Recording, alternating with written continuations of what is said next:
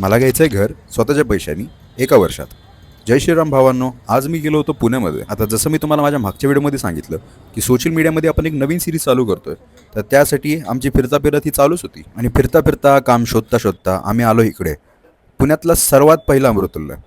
तर ह्या दुकानाचं वैशिष्ट्य काय आहे, कसं आहे, आता हे सगळं तर तुम्हाला माझ्या पुढच्या व्हिडिओमध्ये दिसेलच. हे जी आम्ही एक रील बनवली, ह्यांच्यासोबत आम्ही एक इंटरव्ह्यू केला आहे. तर आता माझा नवीन फॉर्मॅट काय आहे हे तुम्हाला कळालंच असेल. हो, आता मला तर कोणी काम देत नव्हतं, पण पैसे कमवायचे, त्यामुळे स्वतःचं नाव तर आधी कमावं लागेल. हे असा निर्णय घेऊन मी निघालो प्रत्येक पुण्यातल्या जुन्या जुन्या दुकानामध्ये आणि प्रत्येकांचे इंटरव्ह्यू करत. तर अशी ही नवीन सिरीज येते सोशल मीडियावर. ते कसं आहे ना, आयुष्याने एक दरवाजा बंद केला याचा अर्थ असा नाही की सगळेच दरवाजे बंद होतात. आपण 10 दरवाजांवर थाप मारायची आणि 10 दरवाजे तोडून बघायचे.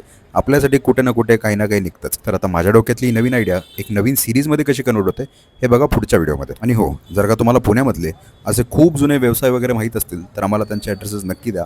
आम्हाला आवडेल अशांचे इंटरव्ह्यूज करायला आणि असे व्हिडिओ तुमच्यापर्यंत पोहोचवायला. Take care, bye bye.